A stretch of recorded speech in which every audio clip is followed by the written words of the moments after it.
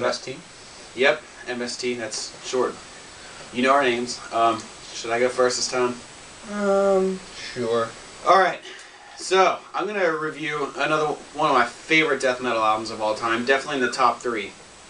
As you know, my favorite is what? You said Altars of Madness. You got it. But, Awesome, Madness is awesome. anyways, another one by them called... Actually, I don't know how to pronounce it. It's the newest Morbid Angel album. It's another one of my favorites. No, I'm totally kidding. No, the one I'm talking about isn't even in that category. Just wanted to throw in a little joke there. No, I am talking about the album Those Whom the Gods Detest by Nile. So first of all, I got into Nile thanks to this kid. Because I wasn't really into death metal until about a year or two ago. And he told me, he's like, yo, Nick, I got this band. Well, he probably didn't say that, but whatever. I don't say yo. Yeah, he doesn't say yo. He's like, it's called Nile. He's like, they write about nothing but Egypt. I'm like, okay, sounds boring. But, you know, I still wanted to look it up. So I wanted to see if anyone else knew about this. My friend Zach Martin, I'm like, so dude, do you know this band? He's like, yeah, they're pretty good. Told me to check out Annihilation of the Wicked. I'm like, alright, check that one out. It was pretty good. Then I checked out Those Whom the Gods Detest, and I was like, whoa! This is kick-ass! So, the first song on it, like the first song on Cannibal Corpse, is also just like getting hit in the face by a brick driving down the road. Because if you remember from my Kill review, I said it's like driving down the road in a convertible and a brick just smashes you in the face. But here's the difference with this one. Gives you a little bit of a warning. It just starts out with this like these fast kind of technical guitars. And out of nowhere, he just screams Kafir in a death metal scream, and it's just crazy. I'm like, woo. And then it goes into this, like after it does that big scream, it slows down, and the intensity just goes, then he starts going, there is no God but God, and does several stuff like that. Then it speeds up and gets all fast and technical. I'm like, that is the coolest opening to a death metal album ever. With other ones, of course. It's up there. And then what it does is the end of the song fades into the next one called Hitty Dung Incantation, and it just... yeah. Carl Sanders, I read this in the liner notes, got the idea for that song while watching Step Brothers, the part where these kids make Will Ferrell lick white shit. And he got the idea for the song from that. Wow. Just a little history behind it. But that one's pretty good. Then, I'm not quite sure what comes next, but another good one is Those Whom the Gods Detest. It's another one of those long 8 minutes-ish songs, and it's supposed to be really heavy, dark, scary, and intense. And it's got a big chant, and it's supposed to represent a whole bunch of people saying it. I don't know how Nile does it, because there were only 3 people in that band. Jesus Christ. But 3 people in that band member. yeah, shut up. One for each opening. So that's pretty intense. And then other highlight tracks are like the 4th Aura of Dagon. Not Dragon, Dagon. There's no R. And then there's one called the Eye of Ra, which I found based off the side of the YouTube pages when I was looking other stuff up. And I clicked it and liked it. Another one is Kem Kefa Keshef. Kind of funny to say.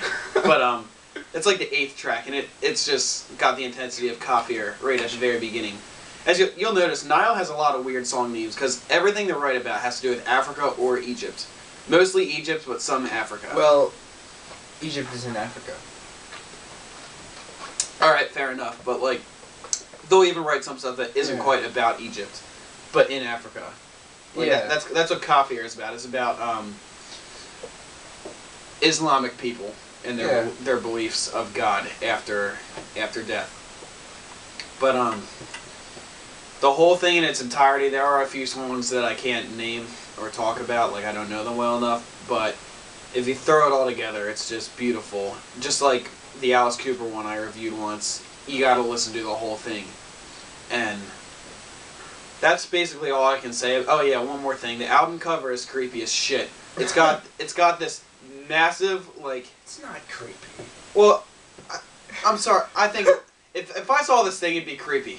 Maybe in real life. It's really cool, but if I walked up and I'm just walking down the road and I stop and I see this thing staring at me, I'd be like, what the hell? So, but it's just this face, like close up on the side. It takes up about half the album cover. Just close up, staring, and it's like Pharaoh's head or something like that. Is that what it is? Yeah. Or Like it's, I think it's the either like a statue head or a sarcophagus. yeah, or I think it represents the gods, which to them are like the high powers of Egypt, whatever you want to call it. And then it's got the Nile logo there and some circle-looking thing. Actually, they worship their pharaohs as gods. Whatever. Pharaohs were their kings. All right, dude. So that's all I really got to say about it. It is a great death metal album. If you're searching into death metal, they were kind of... Nile is one of those bands that was kind of the start of technical death metal. They're nothing crazy technical like Rings of Saturn, but they're definitely technical in some way, shape, or form with their guitars and vocals. Alright, well, I'm going to review an album that is close to my heart. Closer to the heart, closer to the heart. Dun, dun, dun, dun, dun, dun, dun. Alright, go ahead. Okay. Sorry, Rush does that too. Oh, yeah, man. Yeah. So, this is an album that came out way back in 1997. This, I know it's not that long ago. This is the very, very, very first album by the genius Devin Townsend. This man is just a visionary. He is just absolutely perfect in everything he does. And you might notice something. This album came out the same year as Strapping Young Lad's City. He was with Strapping Young Lad originally. And during Strapping Young Lad, he decided to do solo work as well. Now, if you know Strapping Young Lad, you know they're like one of the angriest bands you'll ever find. They are just really fast and always singing about how pissed off they are at the corporate music industry. And that's not what you get with Devin Townsend, which you probably know. And that definitely is the case with this. See, this is something that he's done a lot. He tries to... Well, obviously, he doesn't do it now because Strapping Young Lad broke up. But what he did was, he would do a Strapping Young Lad album that represented everything he was angry about during the time it was written. And at the very same time, his solo album would reflect the better parts of his life. So these albums are kind of about how his life was going at that time. And this album is called Ocean Machine Biomech. And it's very, very, very just... It's barely even metal, really. I mean, there are some heavier parts, but for the most part, and there's some screaming in certain parts, but for the most part, it's very ambient and atmospheric, and it's kind of alternative rockish in a way, or kind of, I don't know what to say, but it's very positive, like, unlike Strapping Young Lad, and that's what he's always been known for, outside of Strapping Young Lad, being this very, very positive musician, wanting to put out a positive message in his music about, you know, love and respect and all of that great stuff. So this album is very, I don't know, it gets kind of sad in certain parts, and I'm not really sure if I recall all of the lyrics, but a lot of it are about, like, he's talking about, you know, my life is all that I own, and it's kind of very matter-of-fact. It's like, my life may not be going very well right now, but I'm still going to enjoy it as much as I can. And it's,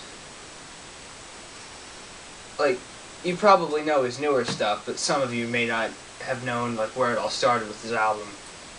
And it's just brilliantly done, musically and melodically. Like there's no like extremely fast and technical guitar work or anything like that.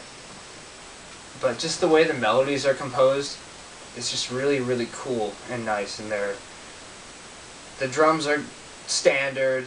The guitars they have a good tone, and like I said, the melody is much more important here than like the technical aspect of it, which is perfect for this kind of music. His singing is phenomenal as well. He's got those.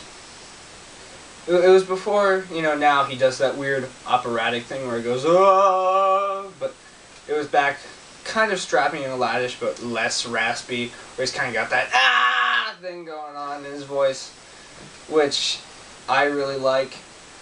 And it's just, it takes you into a different world because it has atmosphere. You close your eyes while you're listening to this, and you feel like you're sitting on a cloud with Devin Townsend and he's singing to you. It's just so cool.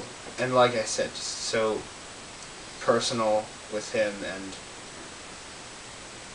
just all around, musically, lyrically, everything. It's a perfect album. And I really can't really say anything bad about it. It's one of my favorite albums of all time. Boy, you sure look like a strapping young lad. Why not come get the candy cane in my pants? Is that from something? Family Guy.